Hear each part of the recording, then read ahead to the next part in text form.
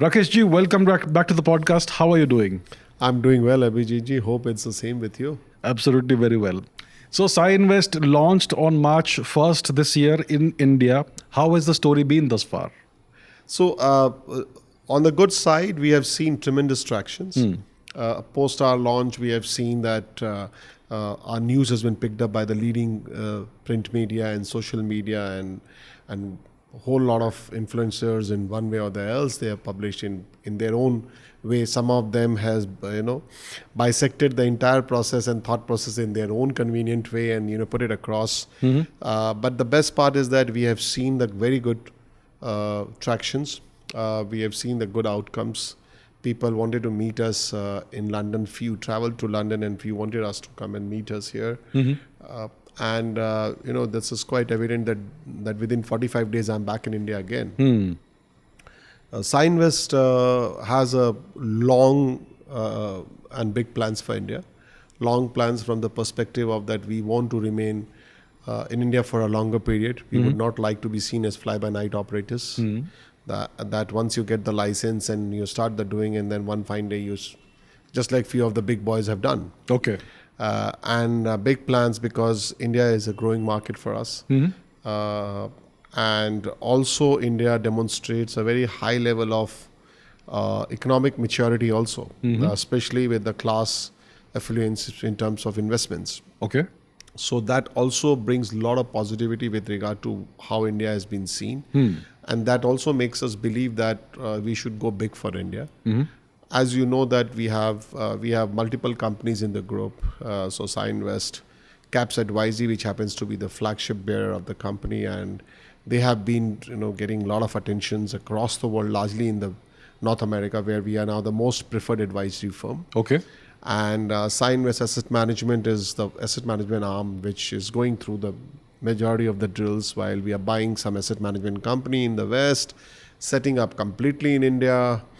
Then we have real estate, which we are growing in the New York market. And subsequently, we have insurance arm. We have our own plans for come with a bank as in couple of years on the lines of a digital bank, like many other digibank have come through. So many things we are doing it. Tech companies operating out of California, and then the media companies coming up in LA.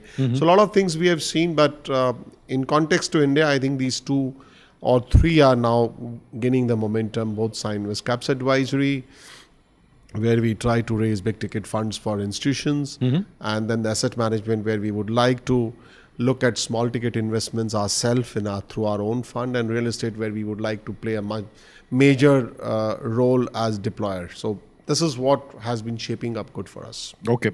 And you have a significant presence in the Middle East also. So how is that going? So Middle East always happens to be a key area for us.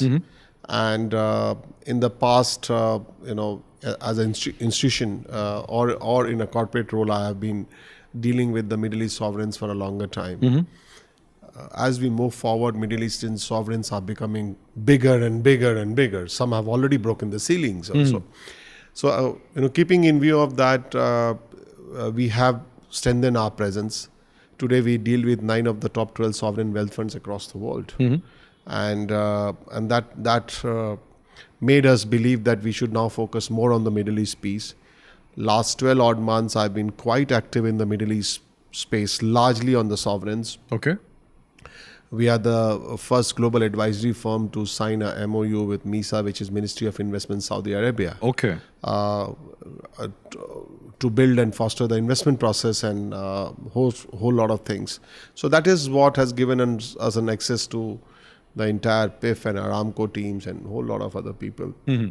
Subsequent to that, I was in Qatar Economic Forum, where I had wonderful meetings with the finance ministers of both Qatar and Saudi Arabia, and then subsequently with the chief of QIA and Brookfield's chief and many other people on the similar part who have expressed interest to explore possibilities of working with us. And largely they all look at India as their prime market. I see. So that is how we have been strengthening ourselves post the signing of our association with Saudi Arabia. We are now setting up our own office in Saudi Arabia.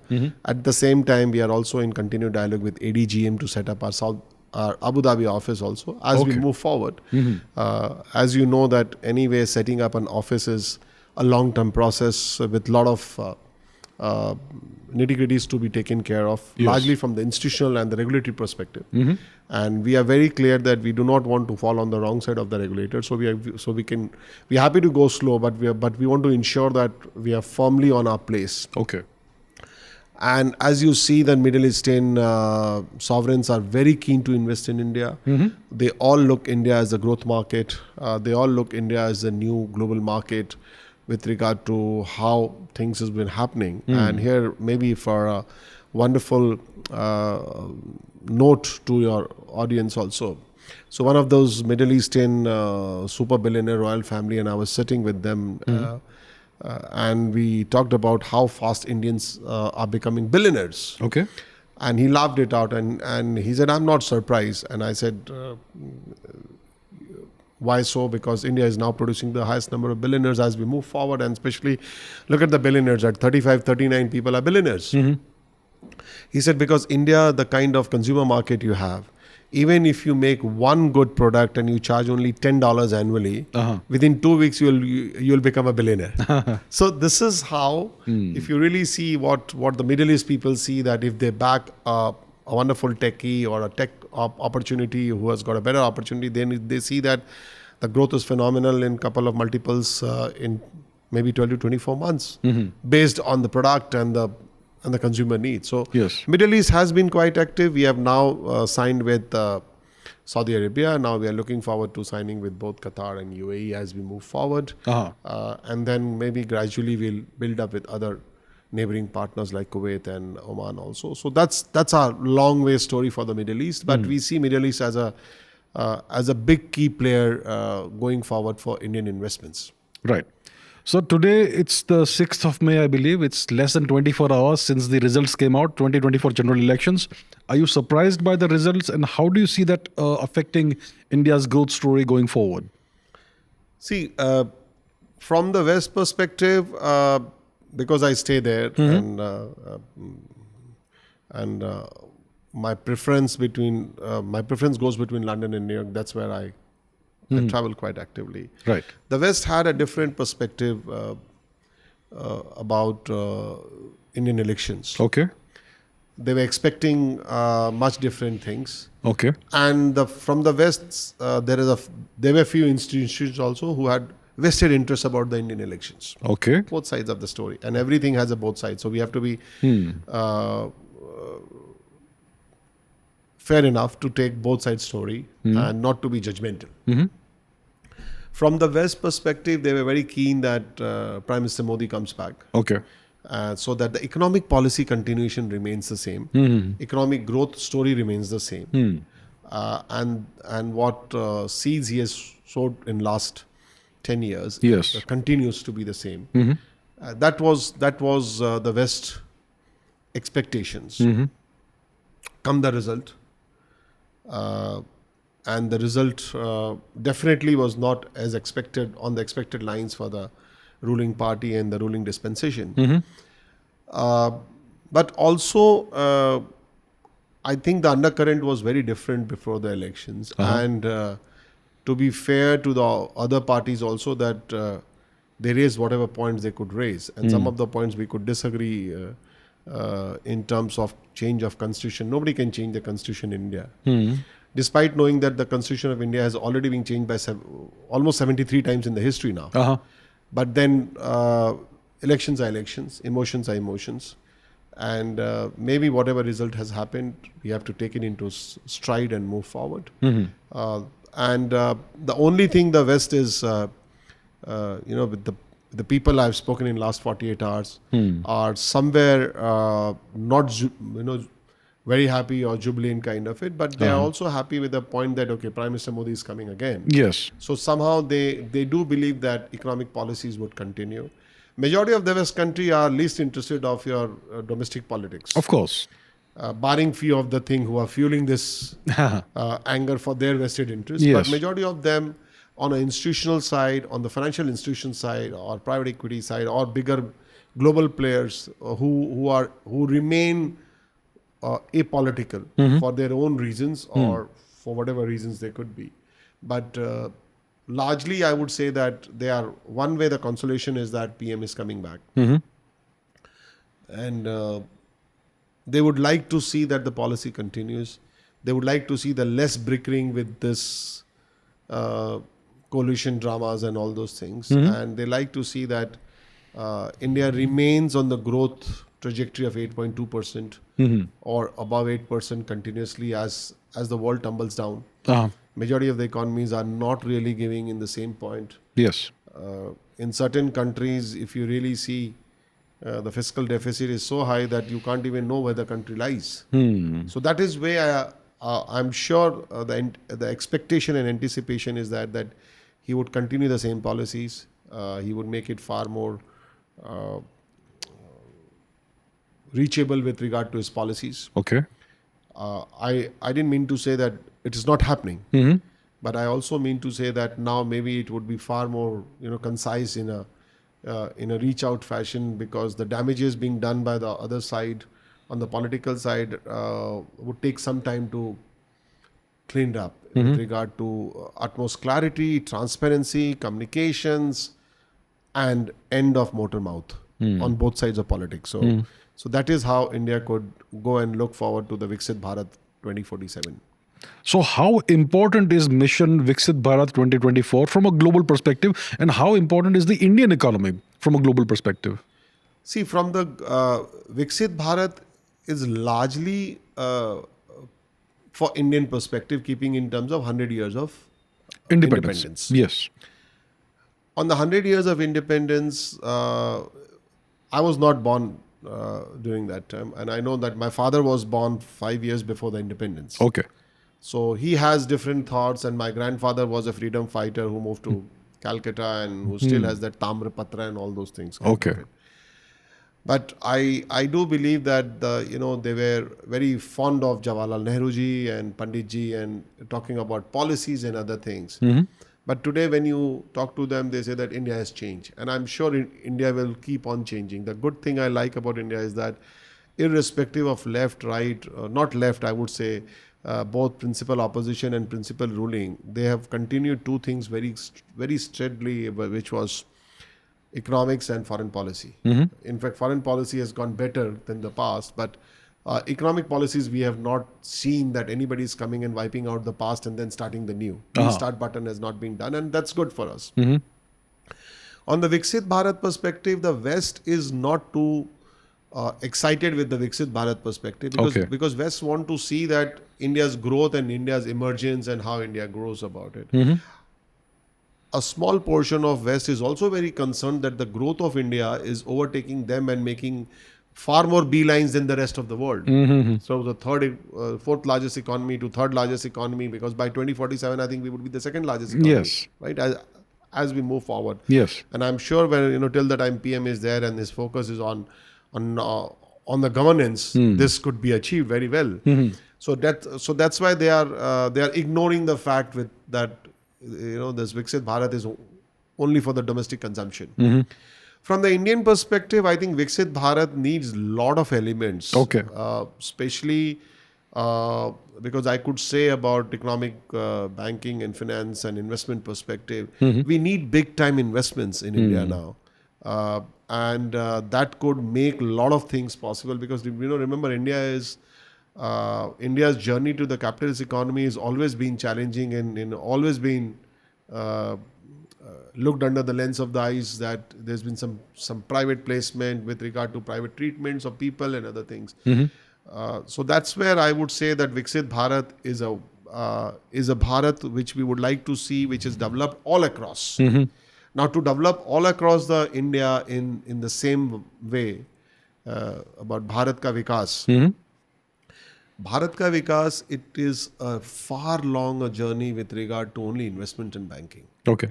But you also need a lot of financial policy streamlined, which is going to happen, I believe so, in the next 5 years again. Okay. Which will focus on largely the building up the domestic consumption theories, largely ensuring that that the last man in the line is empowered with the best possible way. Now, when you have such a cutthroat political compulsion and competition both, at every regional level, at every village level, it's very difficult for Prime Minister's policy to reach to that last end.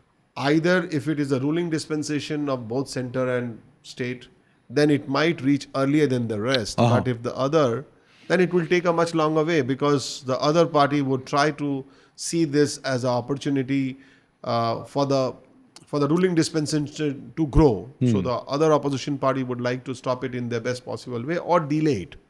I don't think stopping would be largely a perspective, but maybe dealing is a perspective. So Viksit Bharat is a wonderful project, I would say. And I think PM and his team has done a fabulous job in terms of identifying that what they need to do. But to make sure that it happens, a lot has to be done largely on the financial side. So that is because anything you do, you would need funding. So if center doesn't have enough funding, and today the kind of brickering we see, that one state says that my GST collection has been due for XYZ, the other state is still saying is due long. But everybody talks about the center giving them the money. But nobody talks about that how they are spending the money. And in certain states, if you see the huge debt, with that kind of debt, I don't know, I cannot keep on naming states, because then I would be seen as biased to A state or B state. Yeah. But I would definitely say that your audience who is going to listen to us would, and they all are very matured audience, so I'm sure they all will do their homework to say that which state has got what kind of deficit with regard to current position. So it's very good to demand from the center, which is a right, and they should do it. There's no harm in that. But at the same time, they also have to look back that with their freebies and other things, they are going to cost the exchequer badly. Yes. And I don't know, maybe when will this country change with regard to freebies? And here I would like to, because I've seen your audience have huge audience which said about that we should talk in Hindi also. So कहीं ना कहीं मुझे लगता है कि जितने ही लोग हैं जिनको फ्रीबीज मिलता है या जिनको फ्रीबीज चाहिए, उनको भी कभी सोचना चाहिए कि ये फ्रीबीज आते कहाँ से आते हैं. ये फ्रीबीज आते हैं आप और हम. मैं तो खैर इंडिया में टैक्स पेयर नहीं हूँ, बट जो लोग इंडिया में टैक्स पेयर हैं, ये वो लोग हैं जो दूसरे लोगों के फ्रीबीज को पूरा करते हैं. सो कहीं ना कहीं वो फ्रीबीज वाले भी कभी सोचेंगे कि भाई हमको ए पार्टी, बी पार्टी, सी पार्टी जो भी फ्रीबीज दे रही हैं, वो फ्रीबीज पहले तो हमें ये देखना है कि वो फ्रीबीज स्टेट में आएंगे कहाँ से, ठीक है, और उसके बाद वो फ्रीबीज का कॉस्ट क्या होगा. Some of the states are paying so heavy interest on those external borrowings and the costs. That cost is also added to the freebies. Yes. So that is where the maturity lies, that maybe I believe maybe it's a long drawn process कि यहाँ के लोगों को अभी सोचने में या समझने में टाइम लगेगा, because एक बार वो आदत लग जाती है फ्री की, तो फिर you don't work hard. You always say कि अच्छा आ रहा है तो फ्री आ रहा है ना, आने दो. And the moment whoever stops free things, he's bad. उसको वोट मत दो. Yes. और जो फ्री बोल के जा रहा है उसके पास कोई कैपेबिलिटी नहीं है फ्री देने की, वो सेंटर से लेगा, वो सेंटर से मांगेगा. और इसमें आई थिंक मेरी अभी मैं दिल्ली में था, एक IAS चेयरमैन के साथ बहुत अच्छी बात हो रही थी. तो मैंने उनसे कहा कि ये, और वो मेरे बहुत सीनियर हैं, 25 साल 26 साल से वो IAS हैं और बहुत अच्छा काम कर रहे हैं, बहुत अच्छा उम्दा काम कर रहे हैं, और वो ए पॉलिटिकल आदमी है. मतलब मैंने उनको कभी किसी पॉलिटिक्स में फॉर और अगेंस्ट बोलते भी नहीं देखा. मैं उनको आज लगभग 11-12 साल से जानता हूँ पर्सनली. तो हमारी ये भी 23 मई को दिल्ली में मैं उनको मिला और लंच पे, तो हमारी बात हो रही थी. तो उन्होंने बड़ी अच्छी बात कही. उन्होंने कहा कि आज देश को ये देखना है कि आप 2 आदमी हैं यहाँ पे, एक के पास 100 रुपया है और जो बोलता मैं एक दिन 10 बिलियन बांटूंगा, और एक के पास 2 बिलियन है, वो बोलता मैं 10 बिलियन बांटूंगा. तो ये जनता को देखना है कि 100 वाला 10 बिलियन कर सकता है कि नहीं, या 2 वाला 10 बिलियन कर सकता है कि नहीं.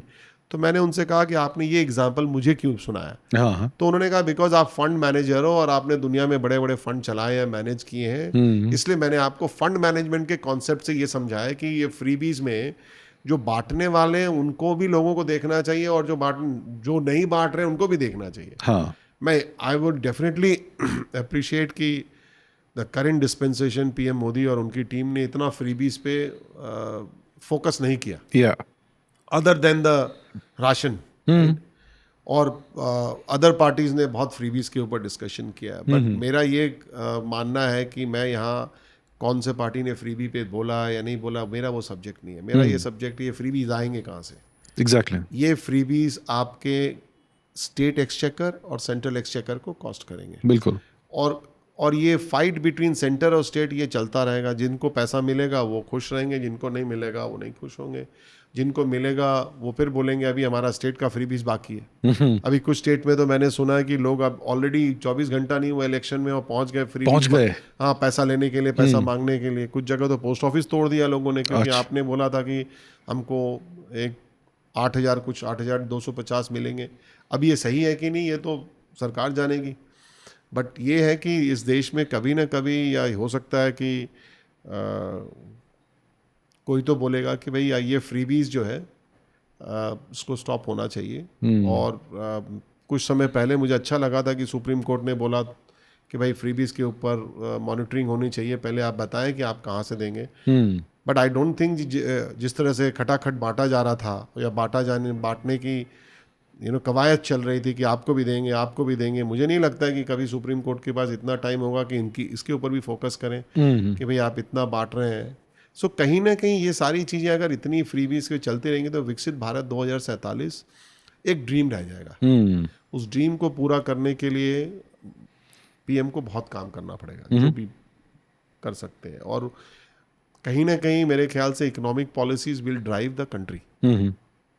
आज दुनिया में लोग बोल रहे हैं कि the next war will not be on the oil और anything else. The next war will be economical warfare, which is going on. It's actually going on, yes. It's already going on. And I think somewhere we need to understand that if you want to make India a big country, a independent country, we are independent, but in terms of financial independence, Yes. We need to take a much harder road. We need to unwantedly may prefer an anarchist role, Okay. Which may not be a preferred option. But sometime to focus on the governance rule, you might have to take a hard step. So I think until unless government cooperates also with the states, definitely with all ruling parties, and tries to build a consensus on the freebies. Otherwise, एक तरफ हम investment लाएंगे, investment होगा, but कहीं ना कहीं वो freebies के ऊपर नहीं चल पाएगा। So that is where the fiscal deficit is going to hit, because there are a lot of other things, GDP के ऊपर भी इफेक्ट पड़ता है। लेकिन आप अगर जो वोट देने वाले जो गांव में जो जिस किसी गांव में वोट देने जा रहे हैं, आप उनको जीडीपी के बारे में पूछेंगे, वो समझ नहीं पाएंगे क्योंकि शायद वो नहीं समझ पा रहे हैं या उनको नहीं समझाया जा रहा है, जो भी कारण हो। लेकिन वो ये तो उनको कोई तो समझाएगा, आज नहीं कल नहीं परसों, कि भाई ये फ्रीबीज जो है आप हमें आप ना दें, क्योंकि इसके ऊपर ही हमारा नुकसान है, देश का नुकसान हो रहा है। बिल्कुल। और आई एम श्योर आप हो, हम हो, और आपके ऑडियंस हो, और हमारे मित्र हो, हम कोई नहीं चाहते देश का नुकसान हो, कोई भी नहीं चाहता है, चाहे वो इस साइड का हो, चाहे वो उस साइड, कोई भी साइड का हो। बट अगर नहीं चाहने और नहीं करने में दोनों अलग अलग चीज़ है। हम नहीं चाहते लेकिन करते हैं। जो सिगरेट पीते हैं उनको, वो जानते हैं कि वो अच्छी बात नहीं है, लेकिन करना पड़ता है उनको, वो एडिक्शन है। सो कई बार ऐसा हो जाता है, और इस बार तो मेरे ख्याल से बहुत ज़्यादा हो गया इस चीज़ को लेके, फ्रीबीज को लेके। आई एम श्योर कभी ना कभी the right side of the administration will wake up. And I want to see an India where they say, sorry, there's no freebies. Yeah. No freebies. You can choose to vote whomsoever you want. आपको जिस party को vote देना आप vote दीजिए। जो party जो party सड़कें बनाए, घर बनाए, आपको शौचालय दे, या फिर आपको जिस किसी स्टेट में वो कर रहे हैं, आपको अपने हिसाब से आप उनको वोट दें। लेकिन आप इसके ऊपर वोट ना दें कि भाई क्या कौन हमको 1 लाख दे रहा है, कौन 8,000 दे रहा है, कौन 12,000 दे रहा है, कौन 15,000 दे रहा है. At the Yeah. end of the day, these all are non-sustainable. बिल्कुल. और जो देने का भी बोलते हैं वो 2 से 3 महीने या 6 महीने के बाद वो भी बंद हो जाता है. इलेक्शन साइकिल खत्म होती है, बंद हो जाता है. Somewhere we have to be matured, and this is where the difference between developing economy, developed economy kind of mindset, right? And that's where the mature economies don't talk about all these things, because they know that somewhere you have to eat your own money, kind of it. Yes. So that's where we ended up on Viksit Bharat is a wonderful idea. It can put India is a much bigger map, maybe the second largest economy in the world as we move forward because of the people we have. Yes. But we need to do a lot of, in the tech world, we say the front end looks only good when the back end is very strong. Oh, absolutely. Otherwise, the front end will crumble down. Right? And that's where I think we would need a far stronger back end to build around. So, Mr. Modi is now in power, back in power. He's going to be Prime Minister for the next 5 years. What is your wish list of the policy changes that need to be implemented? What things need to be done? See, PM Modi, as far as I know him from the past, I had a pleasure to meet him many a times. And so I know that he has a very strong deliverance plan. I don't know with the coalition drama now going on, how much he would be driving it in that way, because when you have a bargaining going on, you may not be able to do it. As far as wish list is concerned, I think we all from the West see that first of all, what his government did something is that they made Navratnas are real Navratnas. So disinvestment policy is something which I expect PM Modi to drive harder. Okay, what do you mean by the disinvestment policy? So effectively, it means that all the government stakes in the Navratnas, if government has to divest and raise money for that, and that money could be used for roads and other things. So other stocks can be done. As I may have quoted in the past, that the Prime Minister says that the government should run the governance, not the business. Not the business, yes. So the business should be left to people to run the business in their own way, and the government should be taking care of the governance. And that could only be possible when they divest minorities in terms of measure of the Navratnas, and then raise money through the divestment process. Also, maybe make FDI compliant policies a far more, I won't say relaxing, but a far more practical and applicable. Okay. So that would help India to attract more FDIs.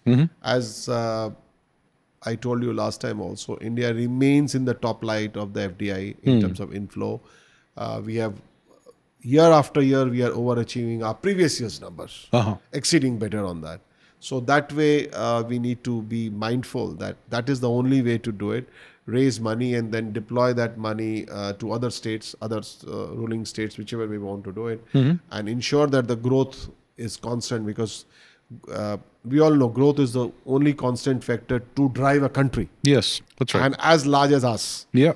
So that's where I would see that PM Modi policies would be largely on disinvestments, and then more on economic policies to make far more accessible to the resources, accessible to the ease of use of business, and ensuring that the foreign players, the FDI route becomes far more accessible in terms of deliverance. Okay.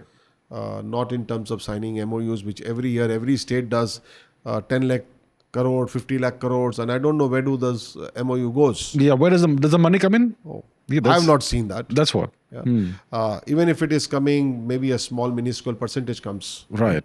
But that's where I think everybody needs to be mindful that signing MOUs and patting your back doesn't help you till the time you get the money. And, in terms of the number of MOUs with regard to amount they are signed, and, look at FDIs with regard to what they are getting in India from the domestic level to at the national point, there's a huge gap there. So why is there this big gap? We sign MOUs of this much, but only a small fraction of that money actually comes in. Why is that? See,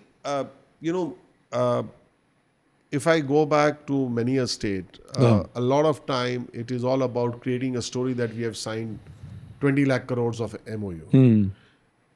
Effectively, I don't know the chief executor, whoever is and in terms of state, the chief executor is the chief minister. In terms of country, the chief executor is the prime minister. Yes. I'm not sure each one of them are on the top of the things that this is being signed. Okay.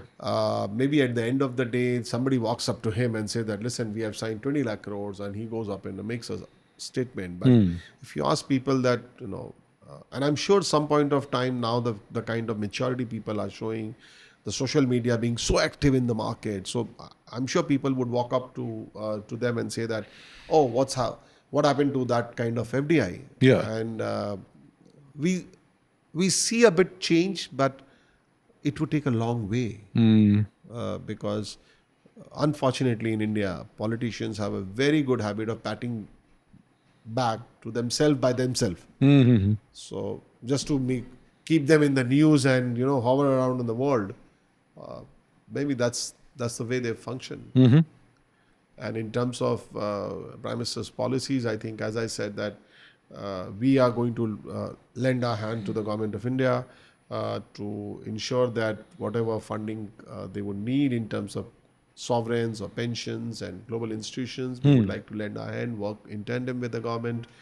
And because at the end of the day, I still remain Indian from the heart.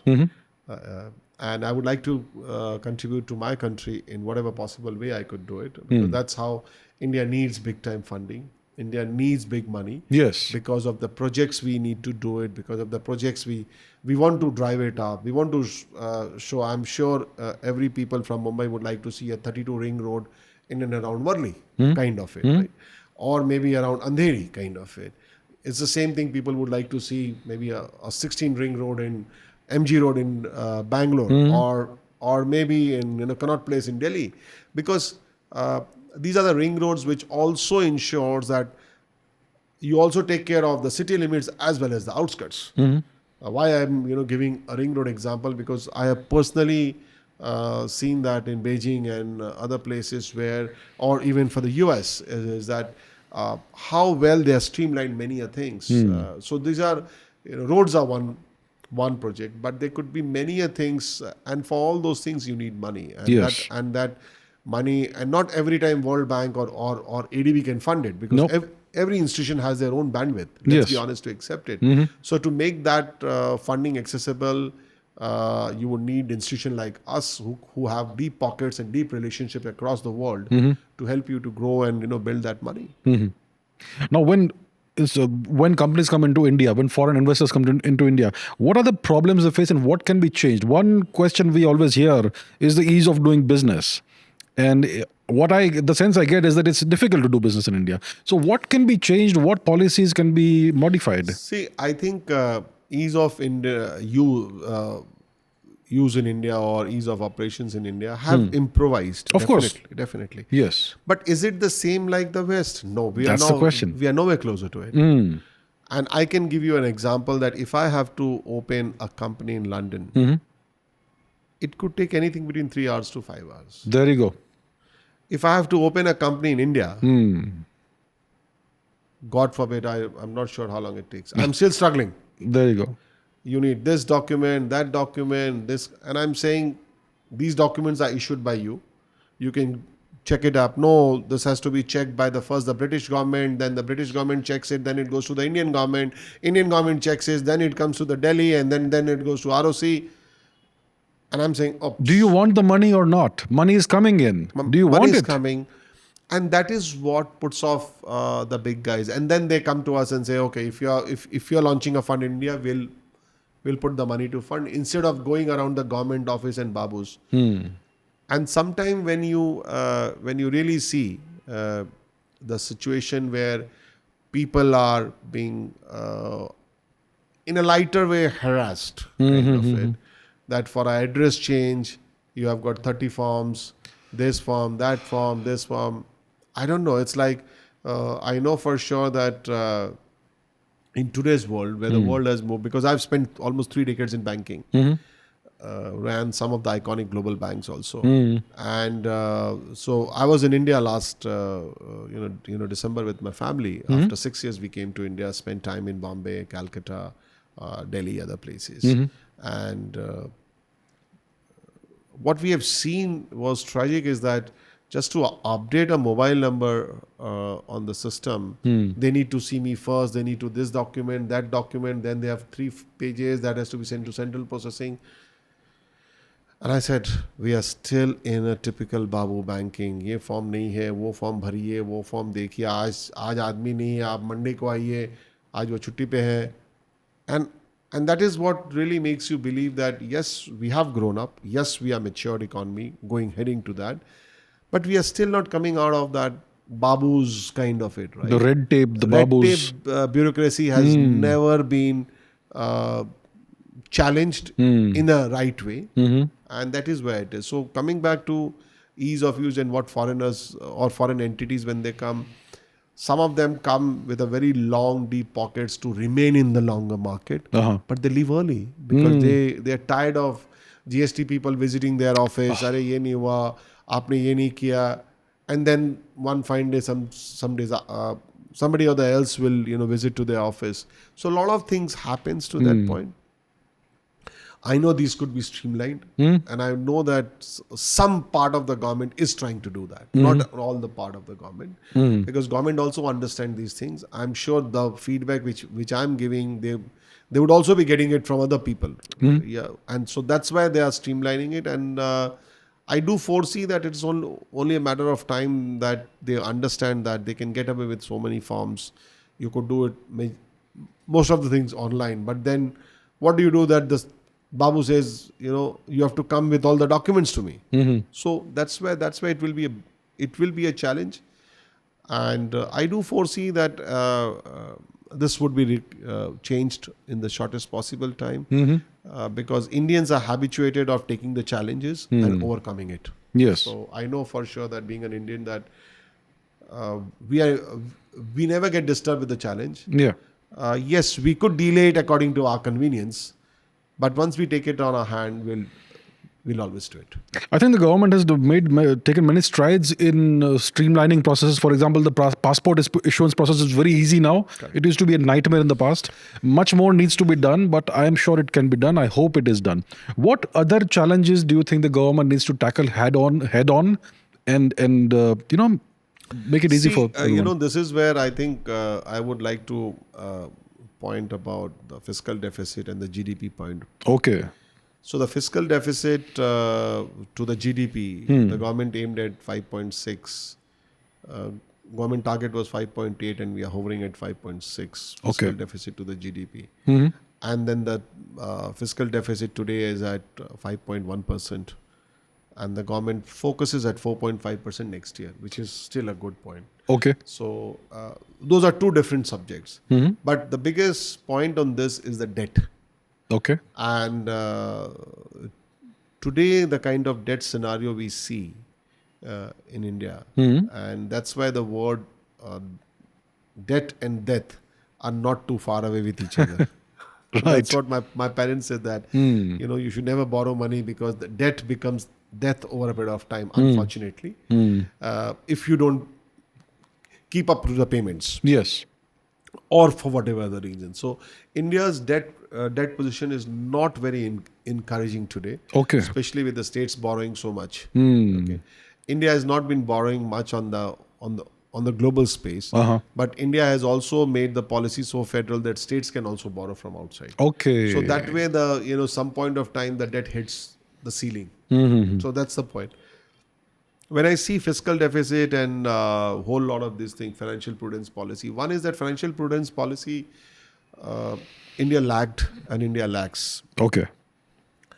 If you ask about somebody financial prudence policy, the basic mindset is that I'm filing my accounts on time. That's not financial prudence policy. Financial prudence policy is also that you are meeting your target of numbers across the economic and the investment cycle, not particular one number here or there. So that is where the financial prudence goes, and it also has a very strong compliance and regulatory affairs angle. So that's how the financial prudence is possibly would be something which India lacks big way. Not that they are not competent. There are a lot of competent people here who could do it. But maybe that chalta hai mindset. Okay. ठीक है, हो जाएगा, देख लेंगे, all those things. So that way I would say that India has a long way to go. I'm sure Prime Minister Modi in the third term, he has made a strong roadmap for 100 days. So I'm sure in first 100 days we'll see a lot of things coming out of it. A lot of new initiatives would be coming out of it. But it also reflects that the Prime Minister's hands are also crippled with a lot of unwanted situations. And we believe that it's only a matter of time that PM will be back in its own growth in terms of making things and leading the things in the best possible way. So do you see that this federal system that we have, and there is this emphasis on federalism and empowering the states, is that a major contributor to the debt issue? Yeah, because if you really see, we do have a very strong federal system. Right? But every election is also fought on the federal system. We have a very strong federal system where the government contributes to the state. Yes. Yes, there would be some discrepancy because I'm expecting 100, but I get only 80. So I'm being treated fairly or I'm being treated badly. But if somebody doesn't do 40, you can't give him 20. You have to still give him 40 because he's on the lower side, kind of it. So somehow balancing act can go right, can go wrong. I firmly believe that there's nothing called right and wrong. It's a perspective which makes it right and wrong. So for some perspective could be different. For some perspectives could be right, could be wrong. The point of federal and the central comes into the picture, where federal is allowed to borrow, but borrows at their whims and fancies. So there is less fiscal prudence at the federal level. Definitely, because and especially the states which are ruled by the opposition parties. Okay. Because there's a mindset that we are not your slave. Definitely, nobody is anybody's slave. That's a fair call. But when you run a country and if you have a mindset of slave, then there's something seriously changing. And as a country, what we cannot have a slave mentality. I would disagree with you, Abhijit, and then maybe you would convince me to say that this is a point. But if we keep on having that same brick ring going on, and I still go out and shout on the top of the window saying that I'm not being paid X, Y, Z on the federal central side, it doesn't behove to the leader. Second, it also creates an uncertainty in terms of the crowd, in terms of the people around the state. And that is where either side can take a benefit of it. But on the federal point, I think the Prime Minister side or the government side have reached out to almost all the states in the best possible way. Yes. In certain cases, they have been able to accept the demands in some bargaining tools in one way or the else. In certain cases, not. So we would have difference of opinion on that. But largely, I don't see too much of situation going bad on the federal versus central. Only thing is that every federal state needs to be accountable to the central money, which they don't do. They say, we have sent, our secretaries will go.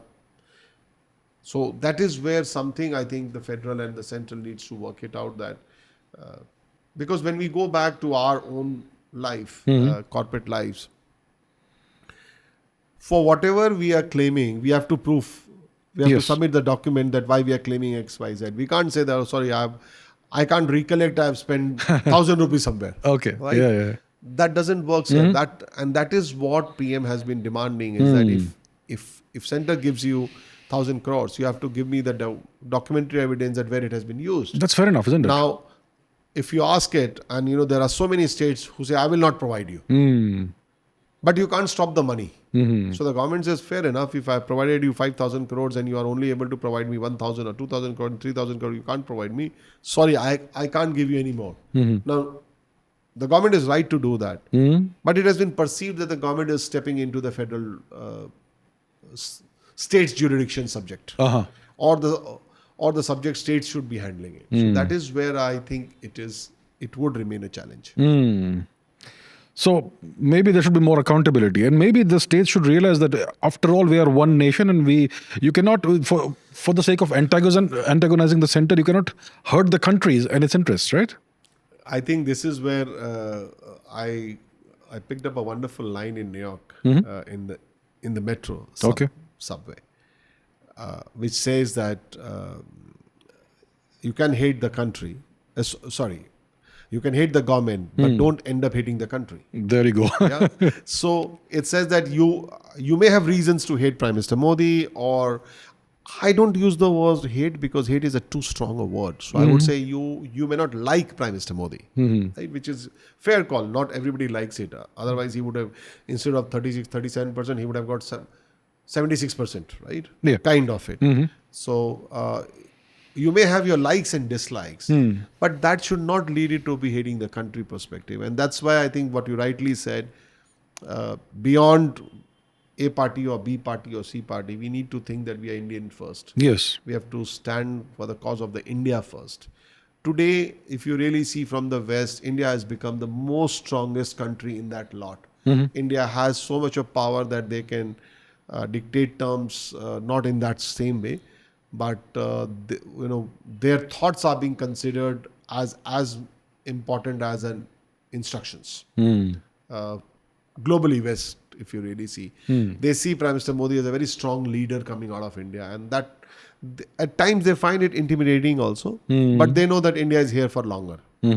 So good, bad, ugly, we do see a very strong buzz from the West to the India.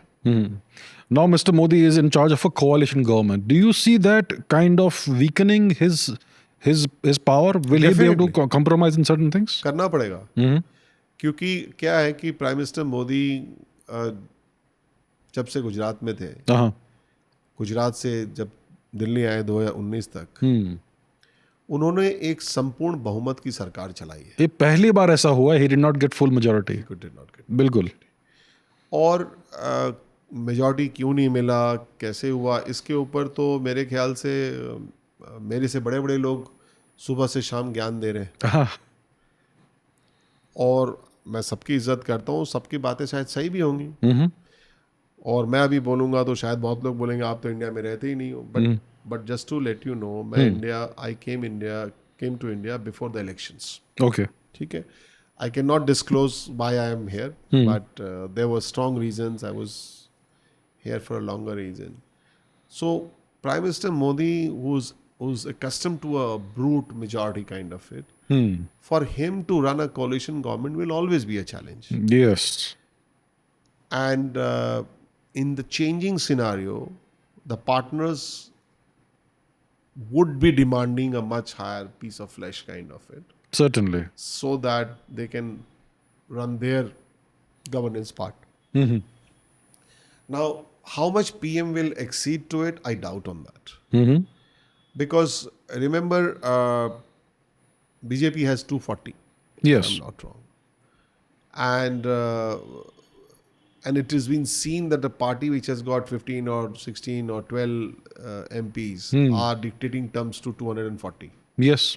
While we have seen a history where P.V. Narasimha Rao was able to run his entire government on 255 MPs. He was able to get some people switching this, that, every vote, there will be some people coming here, coming there, but ideally he had only 255 people as a member of parliament. But then the opposition was so fractured that nobody could come together. And what situation we have today was not there.